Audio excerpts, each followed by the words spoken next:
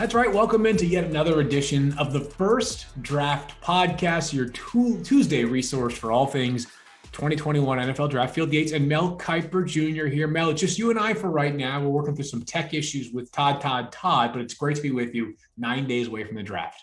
Yeah, closing in on us, Field. And we did this exercise, which was 3 rounds, picking as the GM. It was not a mock draft. It was a draft where we were the GM of each team that was making that selection. No worrying about needs, worrying about who was picked prior. I had the odds, obviously for a reason, very odd. And Todd had the evens. And there we go. And I had the first pick, and we rolled right through, Field. So we had a lot of fun with it. I think this was probably one exercises, not a mock draft, that we enjoy the most, because we're picking who we would select based on our ratings, not who we think they will take.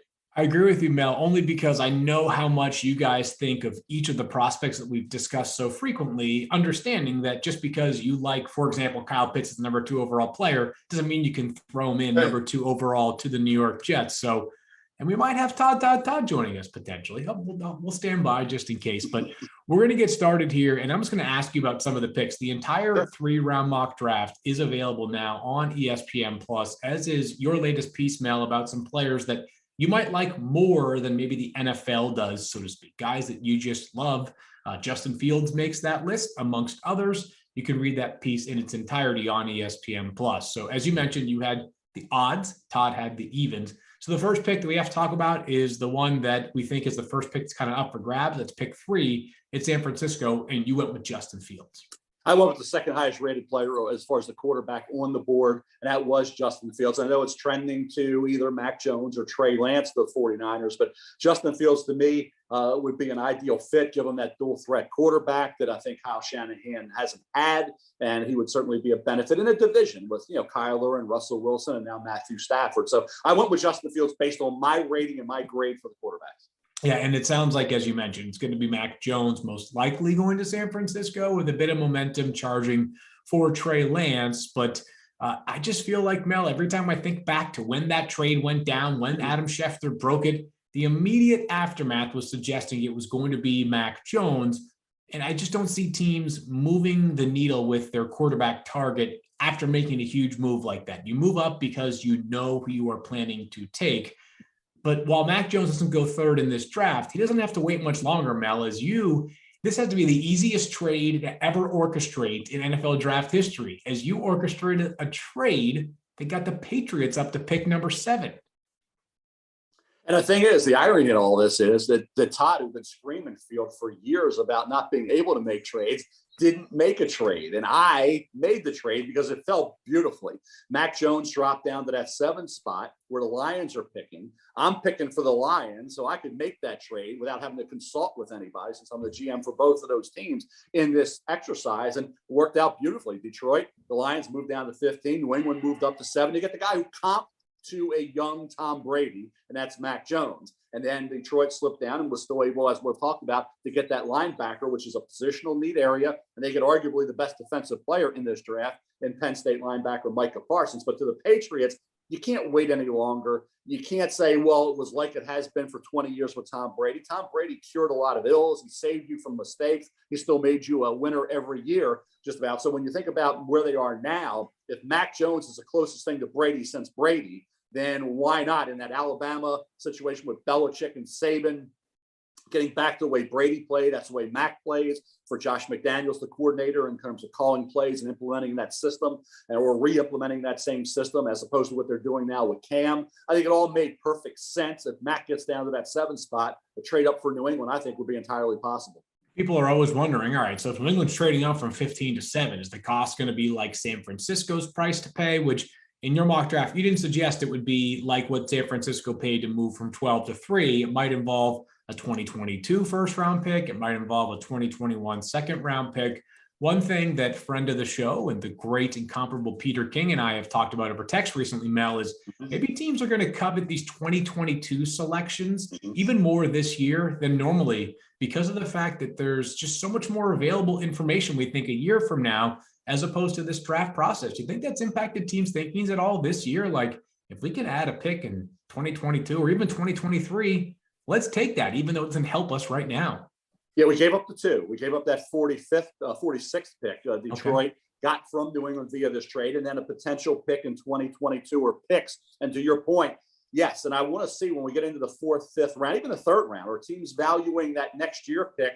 So if you're in the third, well, I want your 2 next year for your 3 this year. Or if you're in the fifth, I want your 4 next year. I'll give you my 5 this year. So if you want to get a higher pick in next year's draft, maybe that opportunity presents itself. But I think for the Lions, needing so many players and so many needs to move down to 15, yet still get Micah Parsons, and then still be able to get in this draft wide receiver help and pass rush help, is because of the depth there at wide receiver. And we'll get to that in a minute, who they were able to get. And I made that pick in round 2 for the Lions. So it was a little method to the madness. You get the defensive player in round 1 at linebacker, and there's going to be a really good receiver sitting there for you in round 2. So at number 9, the Broncos, they also get into the quarterback derby here. Mel, another one of the picks you made. Again, we've gone through all odds so far. They take Trey Lance. My first question is, how strongly did you consider Trey Lance to the Patriots at pick number 7? And then my second question is Trey Lance ready to start right away for a Broncos team that does not have, a 7 or 8 year veteran to pave the runway for a year? Great question. I think for them, remember, they went after Stafford, didn't get him. They went after a situation moving forward with Sam Darnold, didn't get him. Now you're sitting there with Drew Lock. Drew Lock, whether you like Drew Lock or you don't, he's the 4th best quarterback in the division. I mean, you got a division with Mahomes and Herbert and Carr. So in an AFC that is loaded with great quarterbacks. And they're one of the 3. We talked about it. New England, Pittsburgh, and Denver have to figure out quarterback. To me, it makes sense for this reason, Field. Drew Lock could really step up this year if he gets help from his receivers. If Jerry Jeudy becomes more consistent, Cortland Sutton's coming off the injury list, Hamler's got to be consistent catching the ball. You got Noah Fant, the line. You got all these pieces. If Drew Lock steps up and makes progress, he's the quarterback. And if next year when Trey Lance is ready to compete, because I don't think this year he will be, coming off the 1AA non-season outside of one football game, being only 20 years of age with 17 career starts, needing to work on his accuracy, tweak a little things fundamentally and technically, I think you're looking at a year to develop. Then in 2022 season, he competes with Locke. If Locke beats him out, 2023 competes. At some point, if he's either competing and Locke's winning, that's great for Locke. If he's better and Locke's just average, you got to get to Mahomes, Herbert, Carr level. I don't care if it's with Locke getting there, if it's Lance getting there. It's a win-win for me, because if Locke's the guy, great. If he's not, then Lance has to be the guy. And if he's not, as we said before, everybody moves on and you start over again, right? But I think Trey Lance would be a really good pick at 9 if he does fall down there to the Denver Broncos. Trey Lance with that monster arm. Imagine him throwing in that mile-high air. He could probably launch the ball 80 yards at Denver's home stadium. Let's get to pick 12. That was one made by Todd. And the Eagles, as we know, have already moved back from 6 to 12. And Mel, I think that the collective city of Philadelphia would rip whatever hair it has out of its head if they did not land one of the 4 top pass catchers. But in this scenario, they get Jalen Waddle. And man, does this feel like one of those that is just not just a value, but a huge, huge need for Philly too. Yeah, Jalen Reagor's got to step up. They took, remember, over Justin Jefferson last year. It didn't work out well for the Eagles. If you're talking about Jalen Hurts needing weapons, why not get Jalen Waddle? So you got Jalen Hurts throwing to Jalen Waddle, former teammate. Hope Jalen Reagor steps up with the Eagles. And I think at 12. And in Vegas right now, Smith and Waddle are 11.5. So they are playing it that somebody's going to be there possibly at 12. Whether it's Waddle or Smith, I have Smith going 11 to the New York Giants, get somebody who can catch the football for a change, something the Giants have had a lot of drops and a lot of injuries at wide receiver over the years. But certainly for the Giants and Philadelphia in that division, Daniel Jones needs help. Obviously, getting Kenny Golladay is a big benefit if everybody's healthy and Ingram becomes more consistent. And certainly the Eagles getting Jalen Waddle was also a great punt return, which will help out field position, maybe steal you a touchdown as a punt return for a touchdown. A lot of great things that Jalen Waddle brings to the table. Had not thought about the fact that we would have Jalen on the Eagles offense if they decided to take Jalen Waddle at pick number 12. All right, so I think we may have Todd. Can you hear us? And can we hear you, Todd? I can. And I blame this on Kiper. This is all on Kiper. He's always, he always says that Kim can, handles all of his ATMs and the pumpkin pie and all that stuff. But somehow he always messes with my audio visual. I know it. Oh, man. Move that tie up just a little bit, Todd. The tie goes up a little bit. Thank you, sir. I've been running around trying to fix everything. Go just a hair. Just go up with the tie just a little bit. Like that? A little All further. right. There you go. A little further. Is that better? I'll deal with it later. All right, good. It's a podcast. Hey, by the way, we got Jalen to match Todd. There you go. Yes. I heard it. Yeah, Todd, we saw you walking around. It's the first thing that I've heard in this whole podcast. I've been looking at you guys, watching you talk back and forth, but I haven't been able to talk and I haven't been able to hear you. But now I got shut you up, huh? Finally, it took you 15 years, Kiper. Well, Todd, as you know, obviously the 3-round mock draft is up now on ESPN Plus, and we've gone through a handful of picks, and you handled the even numbered picks, and the next one that we wanted to get into is an even number. So I'll start you right there, Todd. Caleb Barley truly might be one of the most unique, 8 or 12 prospects in this year's class. He has so much upside. He's just barely learned the position of cornerback, and he's already this good. But he's got a major medical question mark. You have him 20th for the Chicago Bears. How much does the back concern you now? I mean, that's the reason he's available at 20, really. I mean, he, in my mind, and I've told you this before, like if you had to cover a guy one-on-one, he would be the guy that I would pick over Patrick Surtain, over JC Horn. I would utilize him as that one-on-one cover guy. And the reason is he's a former wide receiver who knows exactly when to look in your eyes and to know exactly when to turn and look for the football. And that's what he does so well. I mean, he's exceptional for a college corner to be able to know when to go up and get the football. And that's what he does. So to me, if your staff tells me that you're going to have him for 10 years healthy, then I'm taking him as the number one corner and maybe arguably the number one defensive player in this class. That's how much I love his tape. But the medical, plays a really big part into it.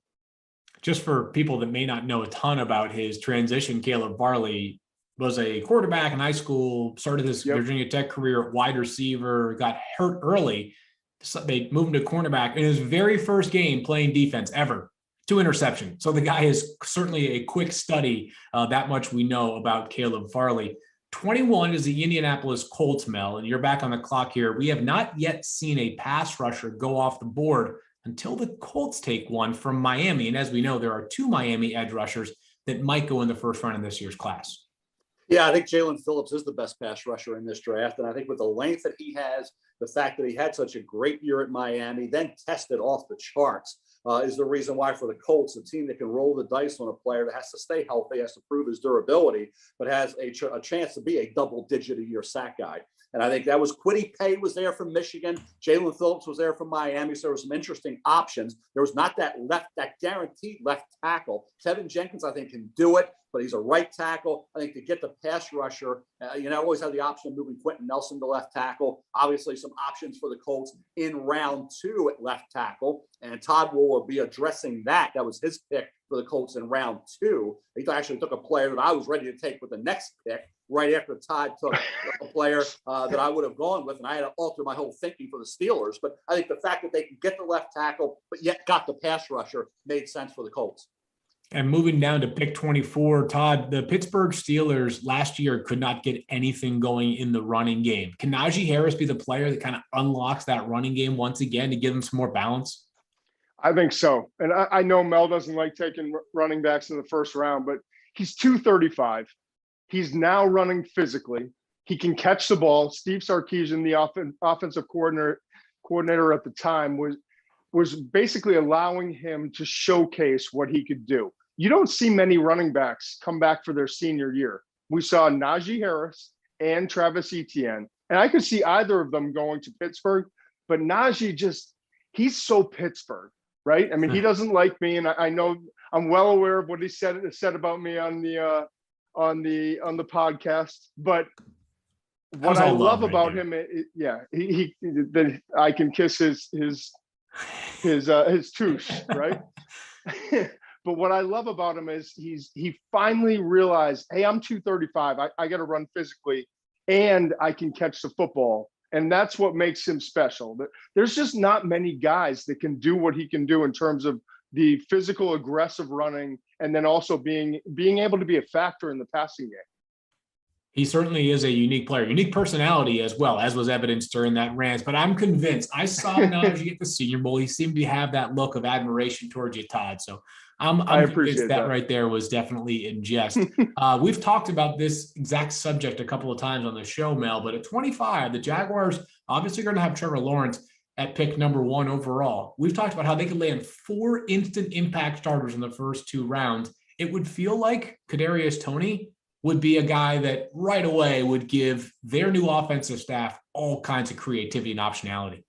Yeah, Florida connection with Urban Meyer, obviously, the versatility of Kadarius Toney with the ball in his hands, jet sweeps, reverses, great in the open. Feels like a running back playing wide receivers, the way it's always felt with him. Nick Saban plays Florida and said, we got to stop number 1, Toney, at 84, Kyle Pitts. They're both phenomenal players. And I think for Toney, the key is going to be staying healthy with his style. He's so aggressive. He's so attack. And he's got to learn, slide down, get out of bounds. Don't fight, every yard. Live to fight another day. His body, I think, will hold up better if he changes his mode of operation just a little bit. And I think for Trevor Lawrence and for Jacksonville's offense, he would be a heck of a weapon to see on the board at this point. Think about Elijah Moore at Ole Miss and the great player he is. He was going a little earlier to the Tennessee Titans. So Toney was there for Jacksonville. And also Trayvon Merrick, great safety from TCU, was already taken. He would make sense for Jacksonville at that point. That's why when I made that pick, I went for Kadarius Toney.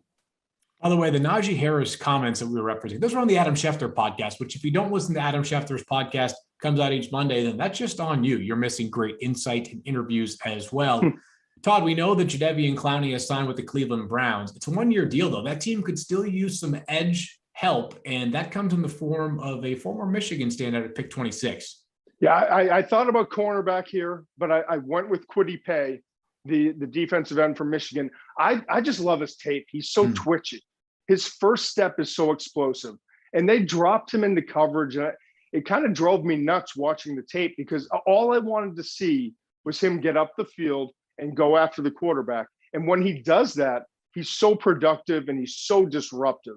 And that's why I think listen, they brought in Jadeveon, Myles Garrett you've got, but for the long term, if you can add another pass rusher and a guy that you can move around and play in different spots, I just think that he would upgrade that defense significantly.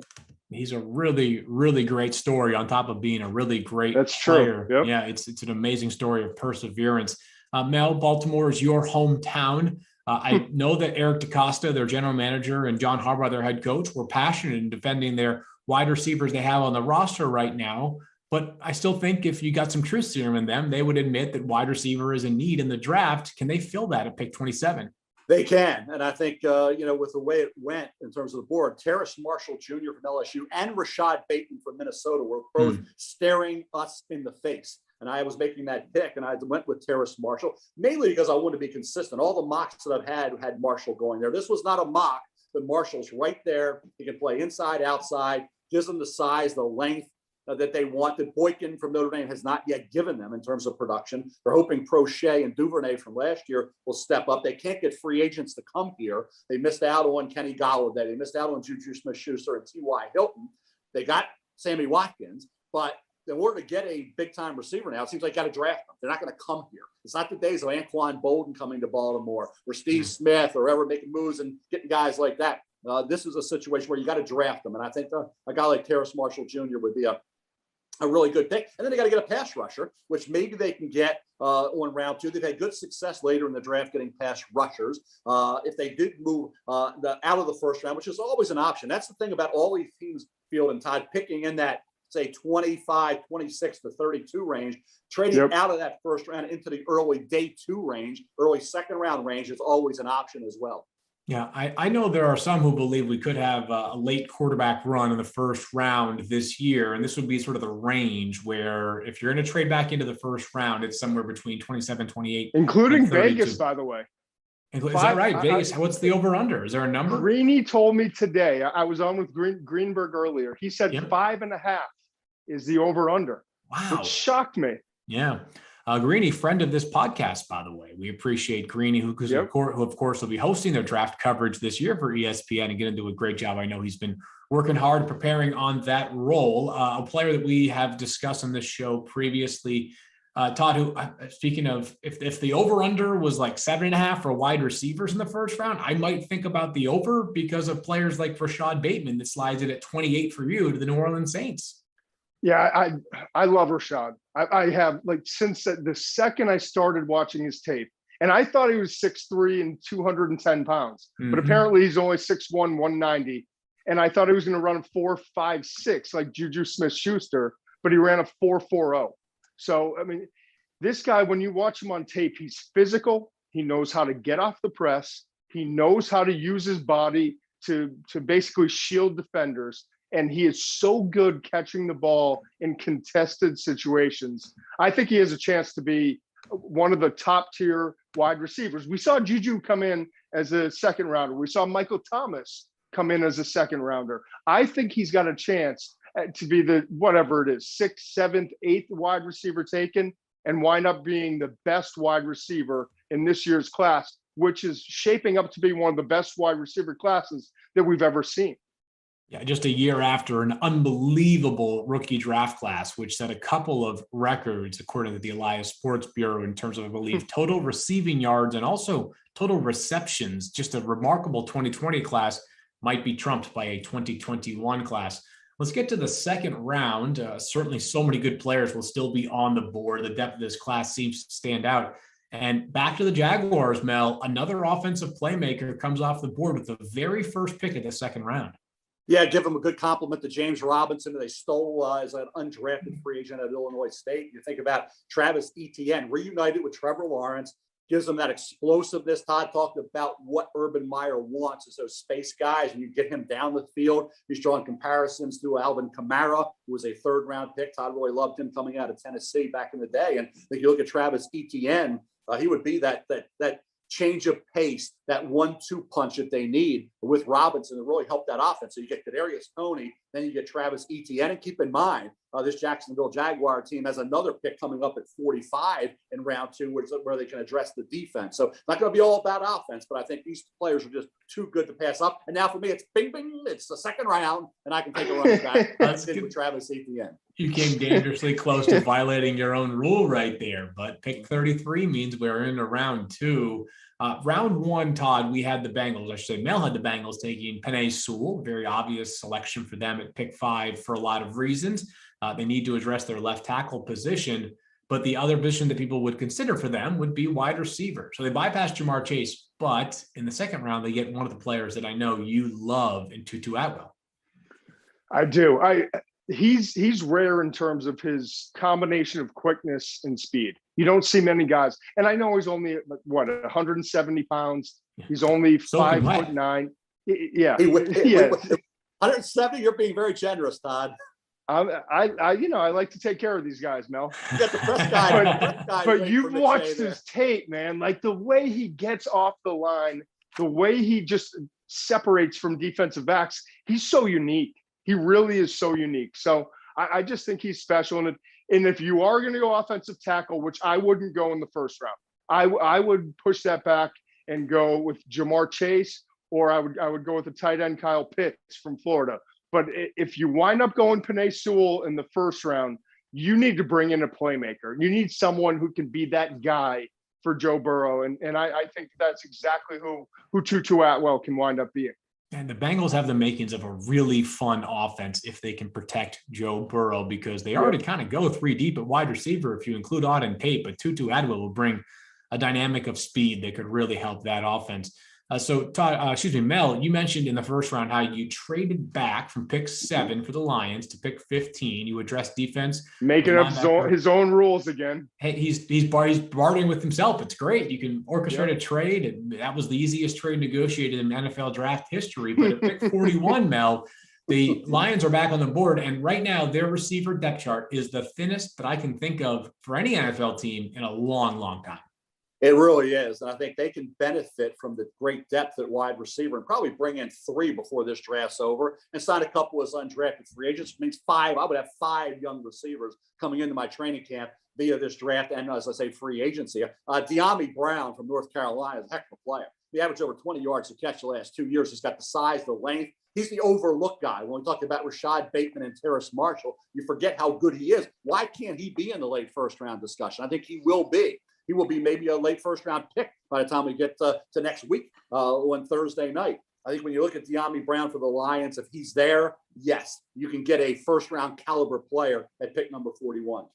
Just so much depth in this wide receiver group this year. The good players are going to be available nearly halfway through the second round. Field. I mean, the guy, I think, De'Ami Brown can run. Now, that 20-plus yards per catch was validated by his speed at over 6 foot. So he's got size, he's got length, he's got speed, and he's got 2 years of producing over a 20-yard average per catch.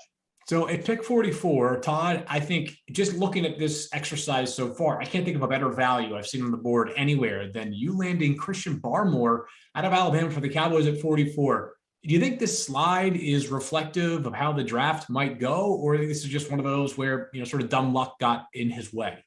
I think I fleeced Kiper here is what happened, I like how seriously. He's picking for all these teams, Phil. He's saying he fleeced me. What about you were picking for every other team? The reason why he dropped is this is need-based. And Christian Barmore, if you looked at where he could have gone, I was a little surprised. McShay screwed this whole thing Kiper, I was asked the question. Why are you answering? I'm answering it for you. Hey, you screwed it. Before you answer, you screwed this whole Barmore thing up by taking a pick at 32 for Tampa of Jalen Mayfield instead of taking Christian Barmore where he should have been picked. I wish my camera didn't turn on, to be honest with you. Enough's enough. No, seriously. Barmore is the only defensive tackle in this class that could go in the first round, in my opinion. Yeah. Levi Onwuzurike is a really talented player, but he didn't have the post-season, the pre-draft process that you expected from him. And after that, there's a big drop-off. And I go through all of my the rankings in terms of every single team and what they need, all the needs.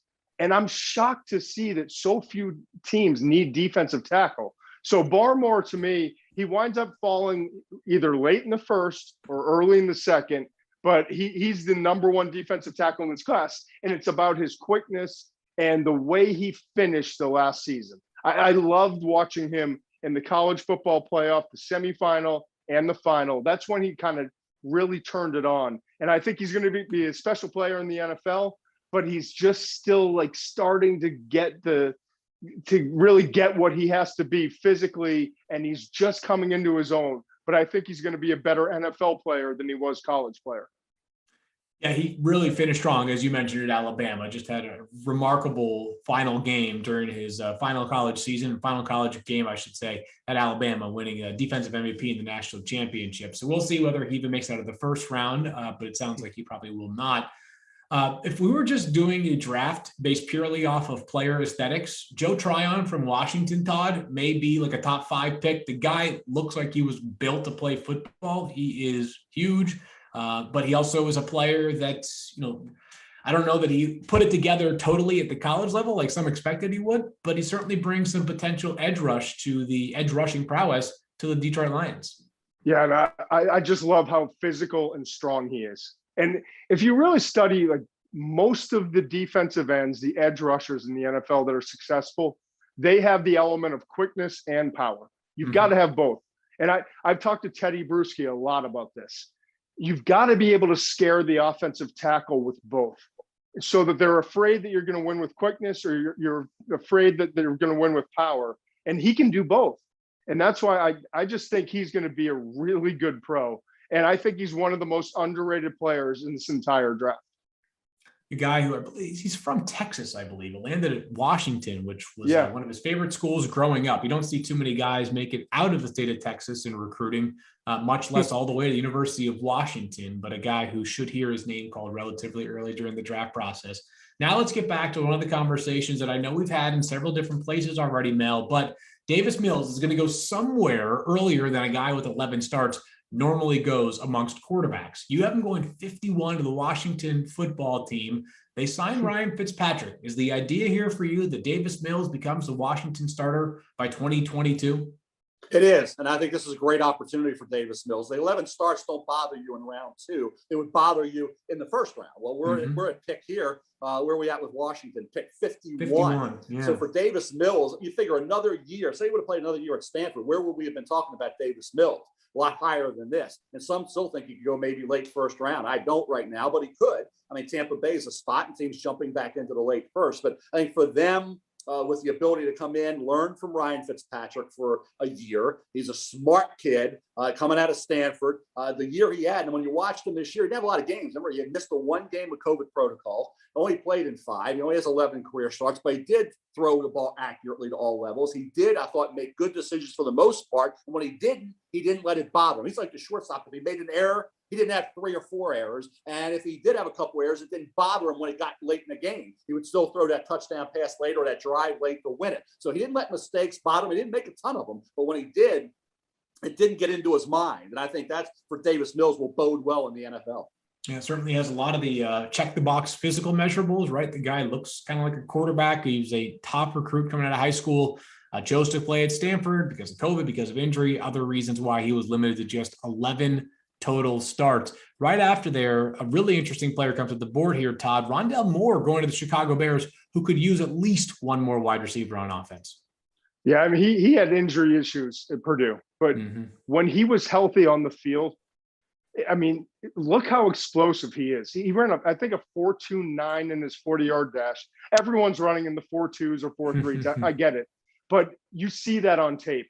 The catch, like the transition when he plucks and runs is so unique, and his ability to get up the field and be so explosive down the field. I think he has a chance to be one of the elite receivers in this group. And we've talked about Tutu Atwell, Elijah Moore, all these slot receivers. I think Rondell Moore could wind up being the surprise and the star of this group when it's all said and done. Ask Ohio State defensive players, because they all recall his freshman year, his true freshman year at Purdue, and he just ran over, through, and around Ohio State and upset them in a huge, huge game for Purdue. Pick 56 is one of the most interesting picks so far in this draft. And it's Todd, your pick, but I want both of your thoughts on this player because he's a huge name, but his sort of status seems to be all over the map right now. Greg Rousseau from Miami goes 56 to the Seahawks here, Todd. They worked hard on their pass rush this offseason, but shortly after signing Aldon Smith, he's once again back in trouble with the law. Rousseau could be one of those players that at this point of the round or of the draft, this feels like a potential steal for Seattle. Yeah, I wish we got to see him play this past season. He opted out, but he had 15 and a half sacks in 2019. And when you study it, there were a lot of sacks and a lot of pressures that were just based off of him being in the right place at the right time. But he has athleticism. He's got some power to his game. And I think he can continue to develop. I think the worst thing that happened to him is he decided not to play this past season. And Jalen Phillips showed up and became the guy for Miami as the edge rusher. But Greg Rousseau has the talent to be one of the best edge rushers in this year's class. And if you get him mid to late second round, I think it's a steal. Yeah, I think basically, guys, Jalen Phillips stole his thunder. Yeah, exactly. You're talking about hurricanes and thunder, and I think he stole the thunder because he took the number of Gregory Rousseau, number 15, and he went out and basically did everything that Rousseau had done in 2019. That had you seen Rousseau do it in 2020, would have been talking about a top 10, top 15 pick. Now, the one thing that affected this drop was the pro day. Jalen Phillips had a phenomenal pro day. Gregory Rousseau did not. So when you compare the numbers, it's a huge difference. And I think when you don't play and you go, as Todd said, and I thought this during the summer when he was getting all this publicity, you had to put him in the top 25, but I never had him super high because you saw, we're going to call them coverage sacks or quarterbacks in college holding the ball too long. He would hustle, he would make the play, but it was not what you're going to see in the NFL. I like when they kicked him inside the defensive tackle, he was disruptive. So he's got ability. But the two reasons why he's on the board in the second round is the fact he didn't play, and then he didn't test well. And the tape wasn't necessarily as impressive as you would think on paper. As the numbers were, normally would be. He's gone through something of a body metamorphosis during the pre-draft process, trying to put on a bunch of weight. And, we'll see where teams, whoever drafts him, I should say, decides to sort of suggest. Kiper's going through that too. We all are. It's a pandemic, right?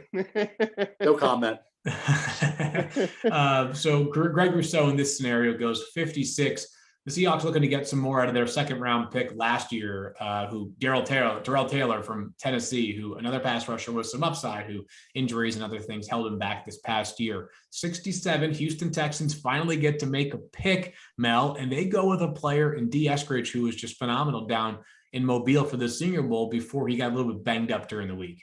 Yeah, a little surprised he was still available when I made that pick at 67. He was one of those guys, super fast, former cornerback. You didn't know even when he's at Western Michigan, he's going to be a corner, he's going to be a slot corner, he's going to be a receiver. What's he going to be? I thought for Houston at 67, it could go a variety of directions, obviously. In Vegas now, I think their total win total for next year is 5. It's right there with the Detroit Lions. So they're expecting the Houston Texans again to be one of the worst teams in the NFL. We know why, but the needs are a lot.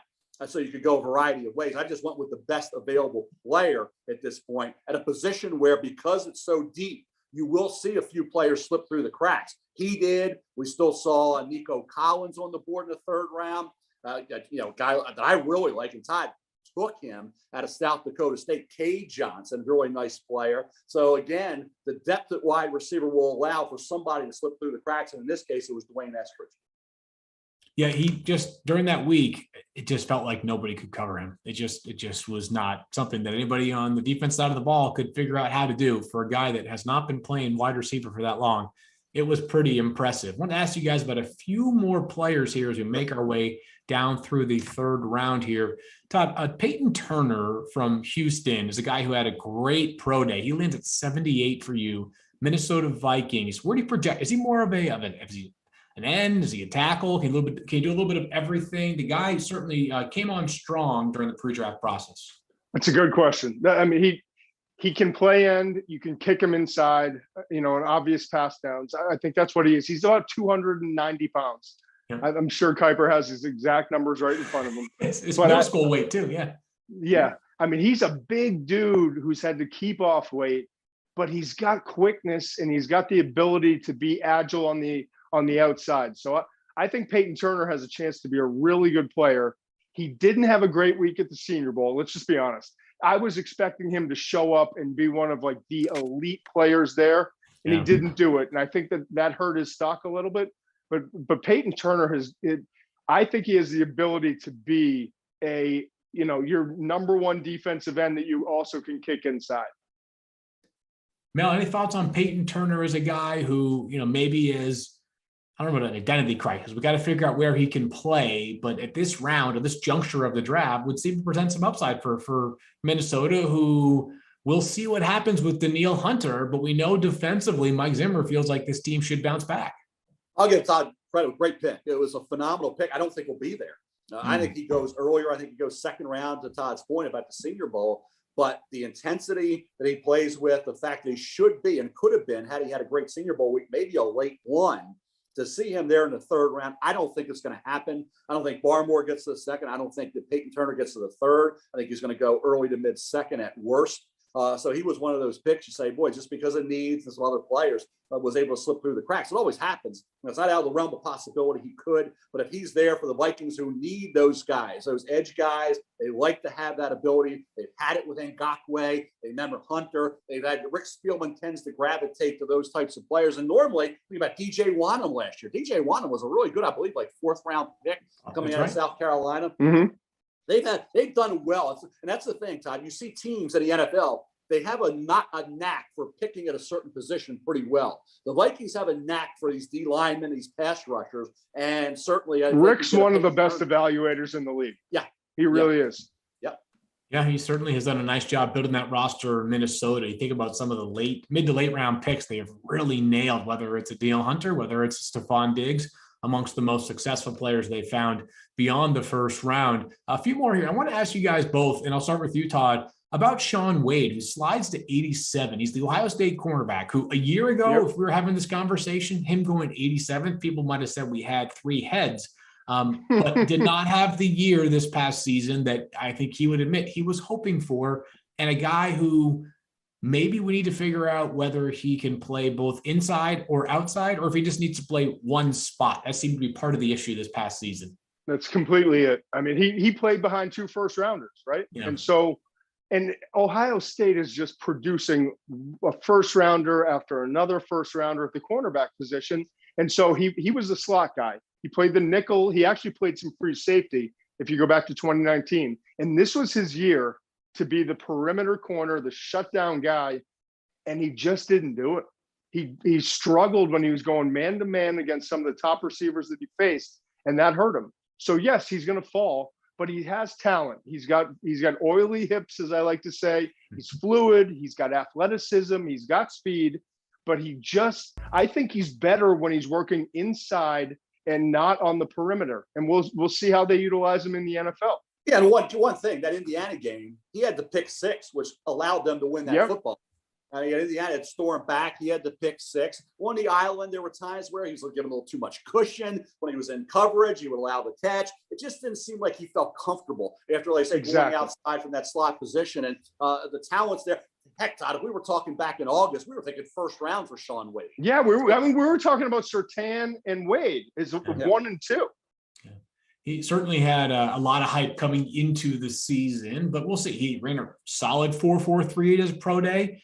Bounce back from a little bit of pre-draft process injury, but sounds like he's a player that will be motivated no matter where he winds up. All right, so we're going to wrap things up here. A 3-round mock draft. You can find it all on ESPN+. 105 selections made in total by Mel and Todd. And you guys, the hay is mostly in the barn now. We kind of have a lot of the information that we're going to have and going to need leading into the draft process. I hope that means that the two of you are starting to plan your sleep for after the draft, because you can't sleep until May 1st, I'm assuming, Todd. I can't wait, man. I can't wait.